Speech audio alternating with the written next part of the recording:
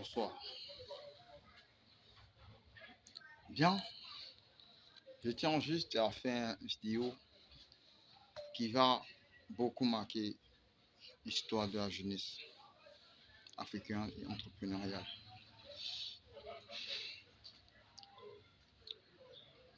Bon voilà, je tiens déjà, comme je disais tantôt, dans le monde de l'entrepreneuriat, il y a beaucoup de combats, de coups durs.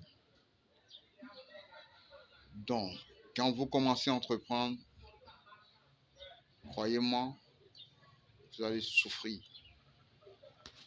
Vous allez tellement souffrir au point où vous allez vous demander si c'est la malédiction, c'est la malchance, c'est la sorcellerie. En fait, tout ça, on se pose mille et une questions, mais on ne répond à aucune. Moi, j'ai vécu des difficultés vraiment drastiques, très poignantes. J'en vis encore aujourd'hui. Je fais dans un business qui est rentable, mais très très difficile et pénible. Ou parfois, tu peux même manquer les produits si tu n'es pas un entrepreneur intelligent. Parce qu'à un moment donné, quand ça ne donne pas chez X, il faut tourner la tête chez Y pour pouvoir être au top, pour pouvoir donner le meilleur de soi, pour être plus fort.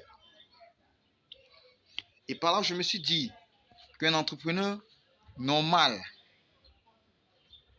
intelligent, pensant, réaliste, doit apporter un plus dans son entreprise au fil du temps.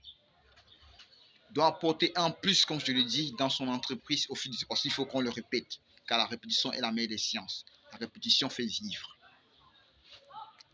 Et ce plus qu'il doit apporter dans l'entreprise, doit d'abord apporter ce plus en lui-même, doit investir d'abord sur lui-même. Et quand on parle d'investissement ce soir,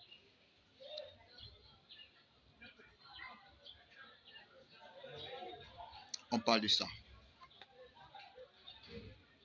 Attendez que je tourne bien pour que vous puissiez voir. On parle de ça. On parle de ça. Pour ceux qui connaissent ce livre, cet auteur, Le secret des millionnaires. Le secret des esprits millionnaires. Pour dire vrai, je n'ai pas encore commencé à lire ce livre. Mais juste le titre du livre interpelle. Parle de lui-même. Puisqu'avant de lire ce livre, je lis un livre écrit par un confrère. Les pauvres sont égoïstes. Et oui, les pauvres sont vraiment égoïstes. Valère Bélias. Voilà l'auteur sur photo. C'est en faisant ces différentes choses dans la vie qu'un entrepreneur réussit, qu'un entrepreneur devient efficace, qu'un entrepreneur bâtit une fondation. Un entrepreneur doit présenter les autres d'abord. Je peux dire merci à celle avec qui j'ai bossé jusqu'à ce que le manque de respect s'implante, les insultes, intellect, physique. Mais je lui dis merci. Je ne vais jamais cesser de lui dire. Je lui dis merci pour beaucoup de choses que j'ai appris derrière elle. Et je suis reconnaissant de cela. Donc on dirait que le karma, ceci, cela, voilà, blabla, tout ça. Mais ça existe quand tu es orgueilleux, quand tu es imbécile, quand tu n'as pas de reconnaissance. Mais je lui suis très reconnaissante. C'est ma nièce d'ailleurs, elle s'appelle Patou. Je lui suis très reconnaissante. Et derrière ça, je fais manger beaucoup de personnes, beaucoup d'autres personnes. Si j'avais été égoïste et je dis, bon, je vais travailler seul, je vais recevoir les coups les plus durs de la vie. Travailler seul pour gagner plus, pour ne pas dépenser. C'est l'égoïsme, c'est la pauvreté psychique.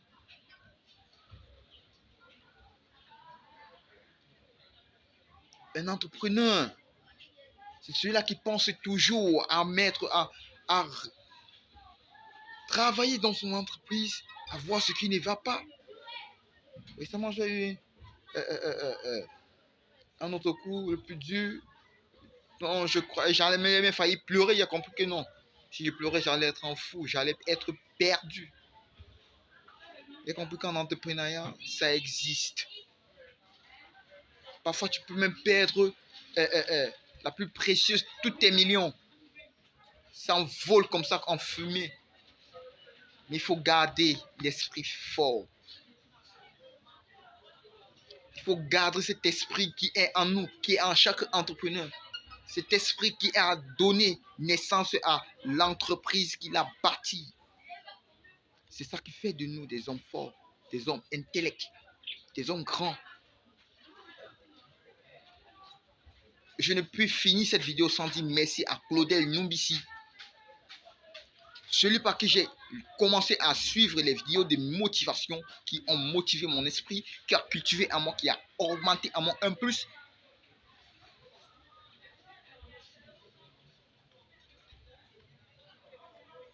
Qui a apporté en moi un grand plus. Je lui suis très reconnaissant. C'est d'ailleurs grâce à lui que mes pieds ont foulé un jour la Startup Academy des Douala d'Aqua.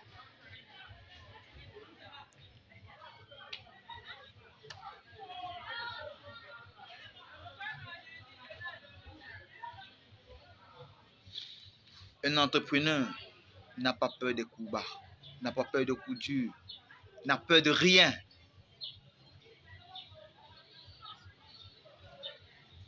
Parce que je pense que le meilleur, le plus grand des entrepreneurs de tous les temps, c'est Dieu. Dieu. Oui, Dieu. Dieu seulement. Parce que si Dieu avait eu peur, tout ce monde ne devait pas exister. Si Dieu ne mettait pas la main, ne disait pas je dois créer, je dois faire ci, je dois faire ça. Rien ne devrait exister. Puisque rien n'aurait été entrepris.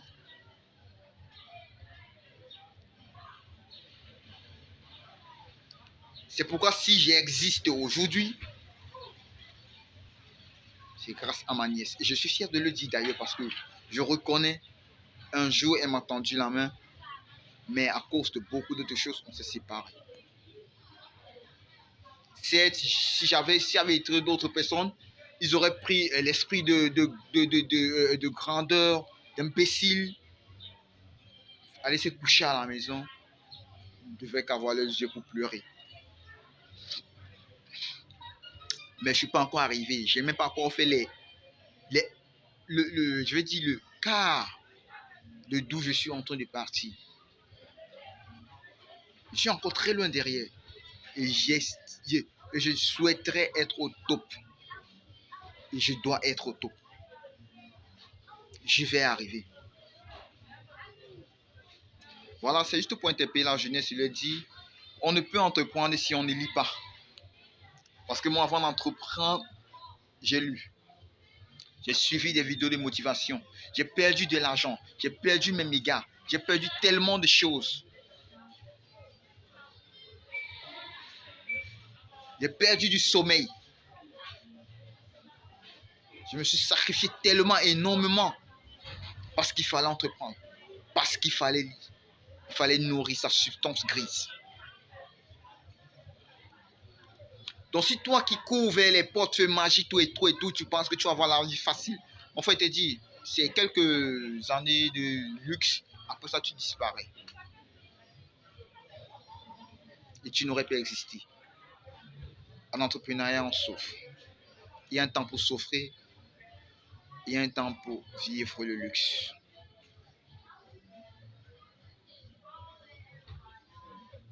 Soyez fiers de votre position.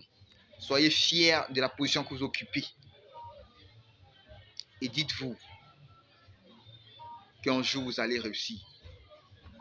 Un jour, vous allez réussir.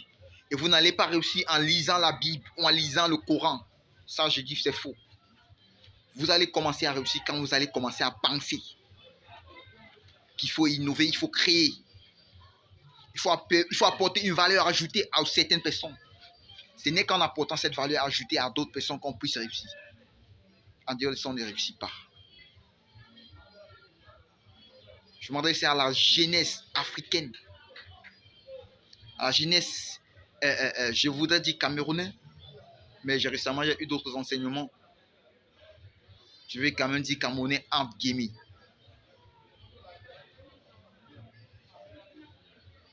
Car désormais fait partie du socialisme unifié.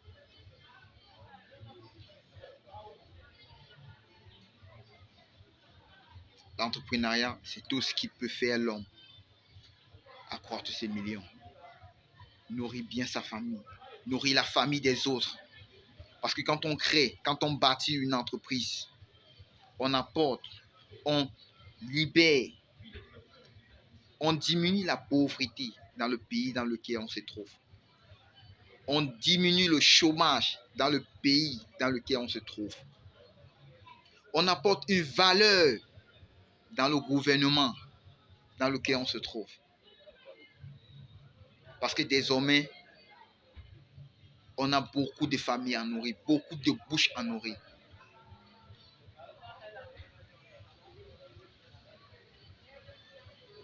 Ne restez pas là à pleurer dans les églises ou à faire des prières de veille pensant que Dieu doit venir vous aider. C'est faux.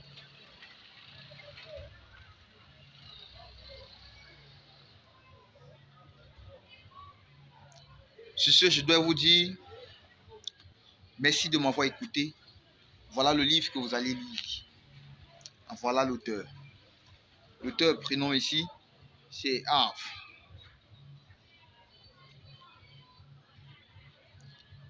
Arf Iker. L'autre, comme je disais tantôt, c'est Valère Bélias, jeune Camerounais, auteur d'un livre. J'aurais pu ne pas le présenter, mais je suis pas égoïste. Il faut valoriser l'art des autres pour espérer être valorisé demain.